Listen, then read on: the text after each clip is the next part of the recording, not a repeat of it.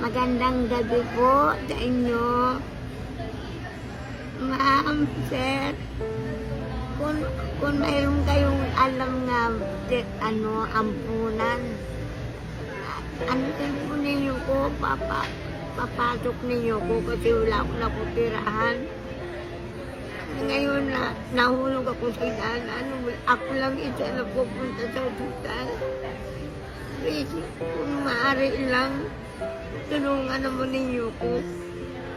Sa daming nangihingi ng update sa akin about kay nanay, eto, tinawagan ako ng Mercury, kanina pa daw alas 2 nandoon si nanay, kaya maaga ako nag-close ng store. Ayun, naabutan ko nga siya. Ay, kamusta? Buti. Na-contact mo ko sa number mo. Sa number ko. Oo nga. Nagulat ako kanina, yung sa Mercury, tumawag sa akin. Akala ko tatawag kayo ng Lugo. Sabi ko, ano na kaya nangyari kay nanay? Kasi na-aksidente kayo. Nalaglag ka sa hagdan. Hindi, nung Nakaraan pa yun. Okay. Nay, kasi, pinost ko po kayo sa nanay, sa Facebook.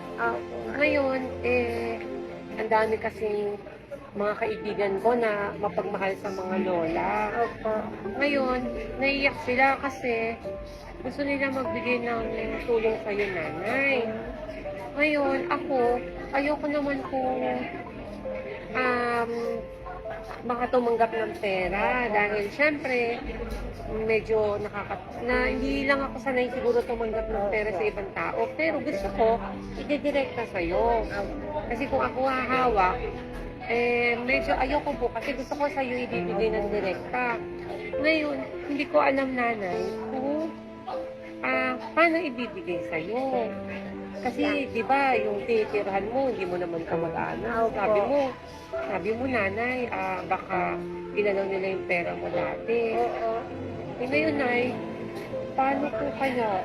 Ang daming gusto magbigay ng tulong po sa inyo. Hindi, sabi ko lang, hindi ko pakita sa kanila. Pero, paano ko kaya ibibigay sa'yo? Mayroon ka po bang, wala ka naman cellphone na.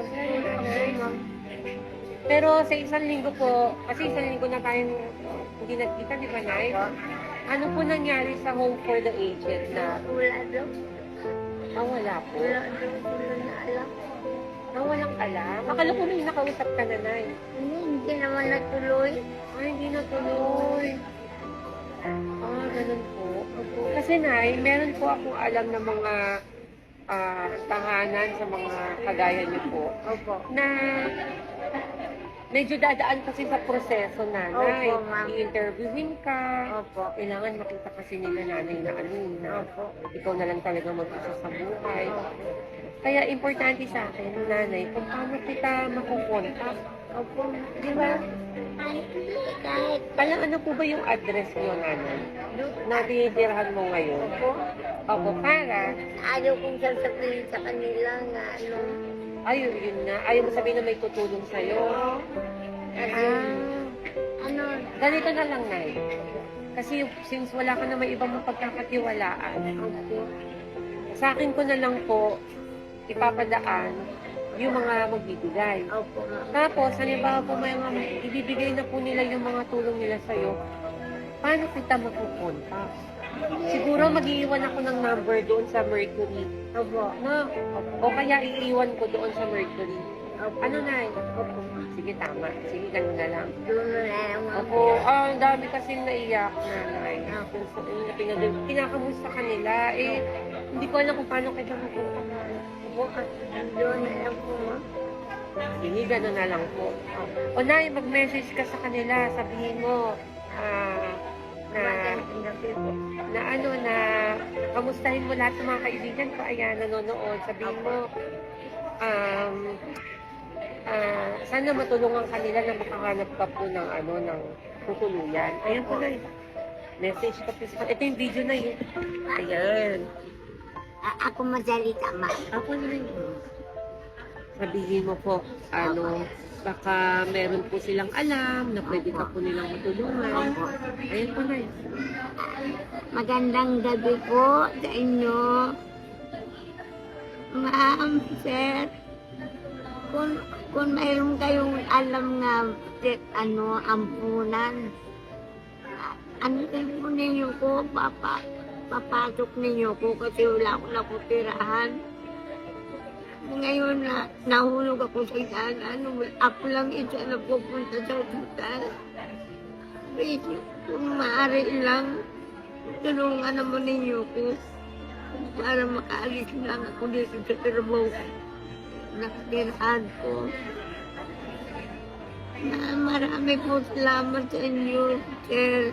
Kung maaari lang po, tulungan ninyo ko tirahan ng matatanda. Nanay, pinapagak ko naman ako. Huwag kang umiyak mo. Hindi Sige talaga. po, opo, na po. For sure, mapapanood nila to. Ako rin po, gagawa po ako ng paraan. Ang importante lang ngayon ay kung paano tayo magkakaroon ng komunikasyon. Opo, ma'am. Kaso ayaw mo na maipaalam yung lugar mo kasi baka malaman nila. Kunin nga nila, di ba? Kaya ang pinakamaganda sa Mercury na lang po, mag-iiwan po ako doon. Kilala na naman nila ako ngayon. Pero masaya ako na yun na nagkita ulit tayo. Opo. Akalang Kala ko ano kayo nangyari kay nanay. Huwag kang umiyak. Sobrang saya ko. Basta naitatandaan mo lang, Nay, na hindi man tayo mayaman, di ba, dito sa lupa.